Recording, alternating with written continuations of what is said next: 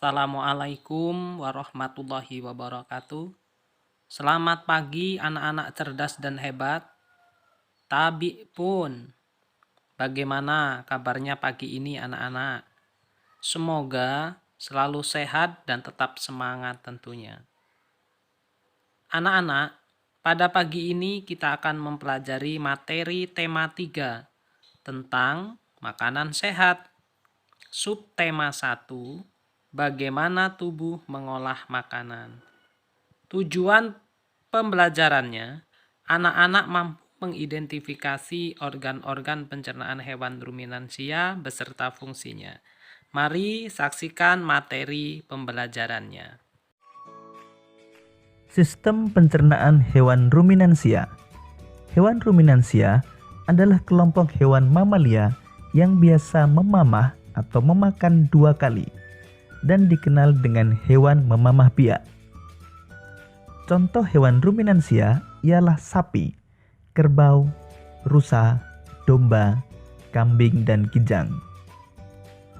Sistem pencernaan hewan ruminansia lebih kompleks dibandingkan dengan pencernaan hewan lainnya. Pada hewan ruminansia, terdapat 4 bagian lambung dengan fungsi yang spesifik. Selain itu, pencernaan makanan pada hewan ruminansia dibantu oleh beberapa mikroba atau bakteri dan protozoa. Mikroba tersebut dapat membantu mencerna rumput.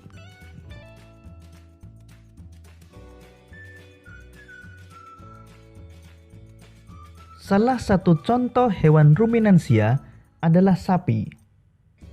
Di dalam mulut sapi terdapat organ-organ pencernaan seperti berikut. Gigi. Gigi sapi tersusun dari gigi seri yang berguna untuk memotong makanan dan gigi geraham untuk mengunyah makanan. Lidah. Lidah sapi berguna untuk merenggut rumput atau makanan dan mendorong makanan yang sudah dikunyah menuju lambung. Saliva merupakan cairan atau enzim khusus yang dihasilkan oleh kelenjar khusus pada sapi yang kemudian disalurkan ke dalam rongga mulut. Saliva berperan dalam proses pencernaan kimiawi.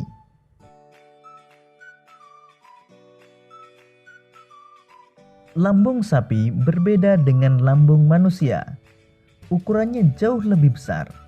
Lambung sapi merupakan organ pencernaan yang sangat penting bagi sapi. Lambung sapi terdiri atas 4 bagian, yaitu rumen, retikulum, omasum, dan abomasum. Oleh karena itu, sapi dikatakan memiliki 4 perut. Rumen merupakan tempat terjadinya pencernaan dengan bantuan mikroba atau bakteri. Di sini makanan dicerna hingga menjadi bubur dengan gerakan mengaduk yang dilakukan oleh dinding rumen. Pada saat sapi beristirahat, makanan kembali ke mulut dan dikunyah kembali. Setelah dikunyah untuk yang kedua kalinya, makanan masuk ke retikulum atau perut jala.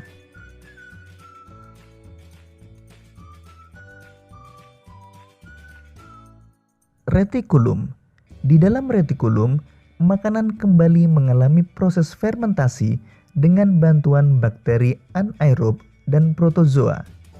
Di dalam bagian perut ini terdapat proses absorpsi dan penyaringan benda-benda asing yang masuk bersama makanan sehingga tidak masuk ke omasum atau perut kitab.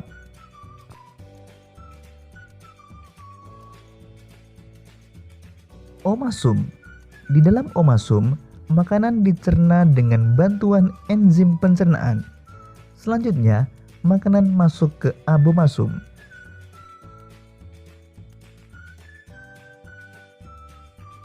Abomasum. Perut bagian inilah yang sebenarnya disebut dengan lambung. Di sini, makanan dicerna dengan bantuan enzim pencernaan pepsin yang dihasilkan oleh abomasum. Setelah melewati seluruh proses pencernaan makanan di dalam abomasum, makanan bergerak menuju usus halus. Panjang usus halus seekor sapi dewasa dapat mencapai 40 meter. Di dalam usus halus terjadi proses absorpsi dan fermentasi. Selanjutnya, sisa-sisa makanan akan dikeluarkan melalui anus. Bagaimana anak-anak hebat dan cerdas? Menyenangkan dan mudah bukan materi yang Bapak sampaikan? Jika ada yang belum dipahami dari materi yang Bapak sampaikan, mari kita sama-sama diskusikan. Sampai bertemu pada video pembelajaran berikutnya. Tetap semangat dan selalu ikuti prokes dimanapun anak-anak berada. Assalamualaikum warahmatullahi wabarakatuh.